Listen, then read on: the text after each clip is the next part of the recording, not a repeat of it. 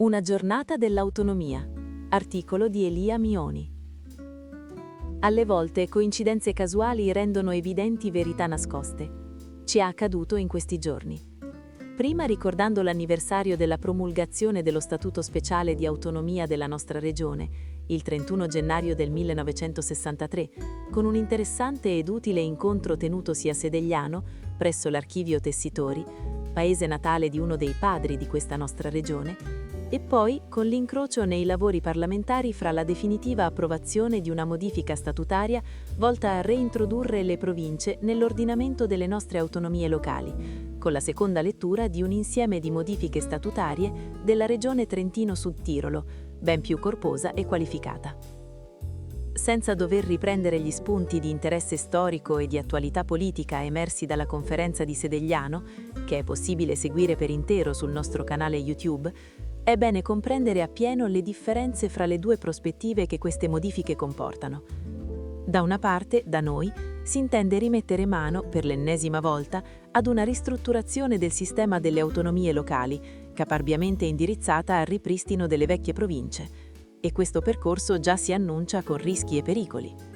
In primo luogo, e diversamente dalla passata abrogazione delle stesse province, avvenuta con voto unanime, si intende andare avanti a colpi di maggioranza, su un modello che di per sé richiederebbe il massimo di consenso per dare garanzie alle nostre comunità di non essere di nuovo e ancora una volta rifatto fra qualche anno. E poi tutto lascia intendere che lo si farà senza aver fatto nessun bilancio delle attuali forme di collaborazione fra i comuni, UTI e comunità di montagna, senza ricorso a inchieste e studi sulla situazione in tanti casi al limite dell'esistenza in vita dei piccoli comuni, senza aver fin qui manifestato alcuna visione d'insieme del governo complessivo delle nostre comunità e senza nemmeno avere indicato un'idea di cosa si vorrebbe fossero i nostri comuni da qui a 10 anni. Chi fa sul serio? Dall'altra parte, Trento e Bolzano stanno portando a casa una lunga e qualificata lista di nuove competenze. Ce le spiega nel video riportato nell'articolo Roberto Pinter, già vicepresidente della provincia trentina e componente della loro commissione paritetica Stato-Regione. Si va dal governo del territorio alla normativa di servizi e forniture, alla gestione anche contrattuale dei lavoratori pubblici, dalle derivazioni idroelettriche alla gestione di servizi pubblici di interesse locale. E si sta cercando inoltre di costruire ulteriori garanzie che nel percorso di modifica dello Statuto il rapporto fra il Parlamento ed i consigli provinciali sia sostanzialmente paritario e non ci siano spazi per forzature unilaterali o peggio ancora di riduzione a sorpresa degli strumenti democratici.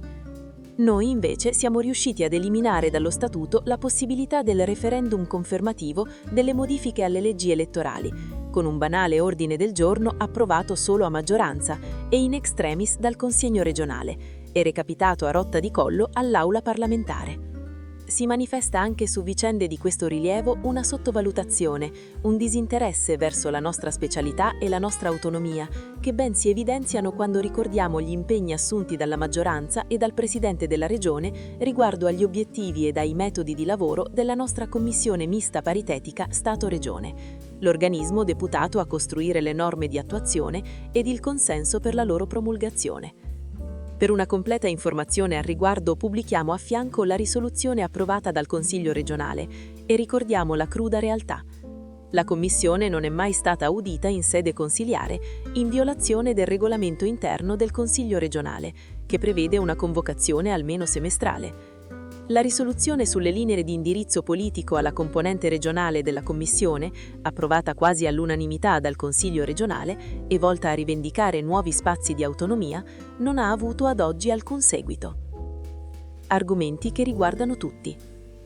Questa grande differenza di impostazione per una questione dirimente, come il mantenimento, l'aggiornamento e il rafforzamento degli statuti, non è solo cosa che riguarda giuristi, politici e burocrati, riguarda direttamente le nostre comunità e la possibilità di intervenire meglio e più rapidamente sui loro bisogni e sul loro futuro.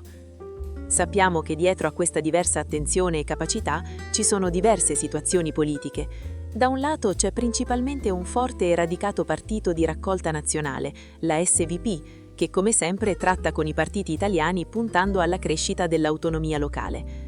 Dopo che i risultati elettorali locali l'hanno costretta ad accordi con la destra italiana, così avrà un suo vantaggio. Dall'altra parte, invece, c'è una Lega che ha abbandonato ogni attenzione regionalista e territoriale e qui da noi continua a flirtare con le folate nordestine, prima con Zaia, ora con Stefani.